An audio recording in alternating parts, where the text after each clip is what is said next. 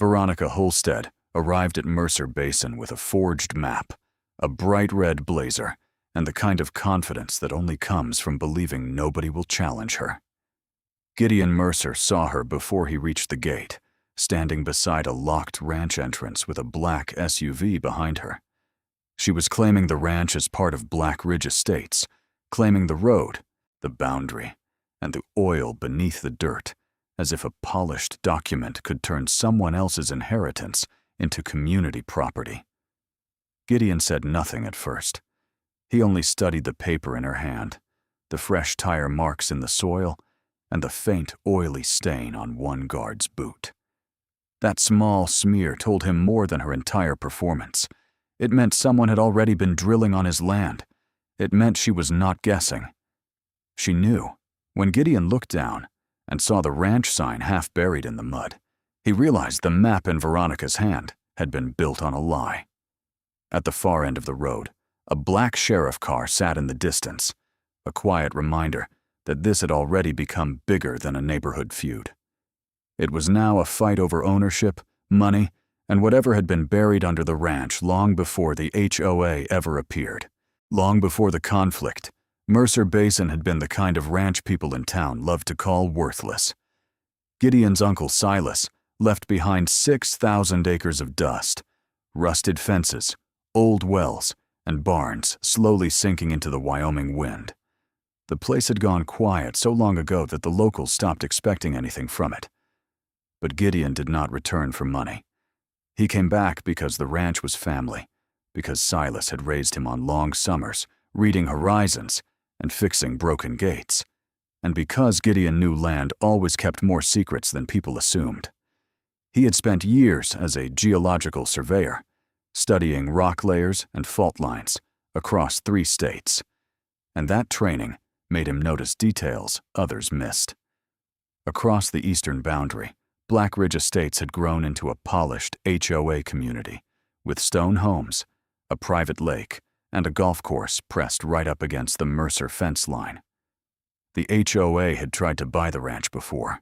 Silas had always refused. Now, with Gideon back, the pressure started again. Warren Pike, the old ranch hand, warned him that the HOA was not circling out of curiosity. They were circling because something under the soil had caught their attention. Gideon walked the land, found shallow test holes, and saw a strange, oily residue where no road should have reached. That was when the ranch stopped looking forgotten and started looking hunted. The first strike came the morning the lab results came back from Cheyenne. Gideon had sent a rock core from the North Field to an independent lab, and the report confirmed what his instincts had already suggested. The formation beneath Mercer Basin held a major oil reserve, big enough to change the value of the entire valley. Before he could process that, Veronica sent a purchase offer for the ranch that was low enough to feel insulting and timed tight enough to sound like a threat. When he refused, the HOA switched from polite pressure to open hostility. Fine notices arrived for dust, fence lines, old equipment, and trucks that were supposedly harming neighborhood standards. Then came the map. Veronica presented a clean, professional-looking boundary chart that placed part of the ranch inside Black Ridge Estates. Gideon spotted the problem immediately. The coordinate system on the document did not match the surveying standard used when the map was supposedly dated. It had been made later and dressed up as history. That night, he installed cameras. By sunrise, the footage showed unmarked drilling trucks entering his land through the HOA's private access road, taking samples and leaving before dawn.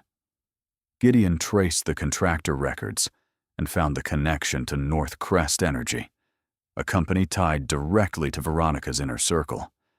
The ranch was no longer being ignored. It was being quietly stripped while the HOA pretended it was protecting the neighborhood.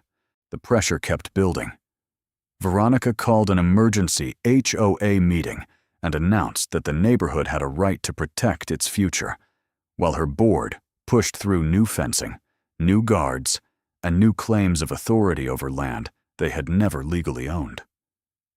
Gideon went to Marla Y. Tom, a county attorney, who dug through old records and found the missing pieces the HOA had tried to bury. The original ranch deed dated back to 1912, and a separate mineral attachment had disappeared from the file decades earlier. Silas's old notebook turned out to be the next clue. Under a loose floorboard in the ranch house, Gideon found a tin box with mineral tax receipts, hand-drawn notes, and one line that pointed toward the old windmill base on the western edge of the property. That was where Silas had hidden the original proof of ownership, the place Black Ridge could never casually dig up without drawing attention. But before Gideon could recover it, someone broke into the storage shed and stole the notebook. Camera footage caught a truck matching one of the HOA contractor vehicles slipping away in the dark. Veronica escalated even further, pretending the ranch was a community asset, while her people moved faster to destroy the paper trail. By the time Gideon understood how deep the scheme ran, the fight was no longer just about oil. It was about whether anyone in that county had been telling the truth for years. The final turn came under court order at the old windmill base.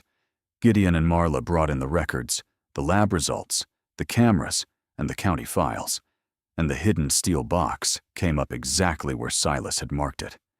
Inside was the original mineral deed, proving the Mercer family held the rights beneath the ranch, along with records showing Veronica's secret arrangement with North Crest. The court also accepted the survey evidence that showed Black Ridge Estates had been built right up against, and in parts across, Mercer property using manipulated maps and false boundary records. When the ruling came down, Veronica lost her claim, her control of the HOA, and the drilling deal she had tried to force through in secret. North Crest was ordered to pay for cleanup and damages. The residents who had bought their homes in good faith were not punished for Veronica's greed. Gideon offered symbolic leases, created a trust for environmental restoration, and kept the ranch intact instead of turning the whole fight into revenge. The land everyone had written off as worthless turned out to be the most valuable thing in the valley. And the real lesson was even bigger than the oil. Once a lie gets written onto a map, how many people have to ignore it before it starts looking like truth?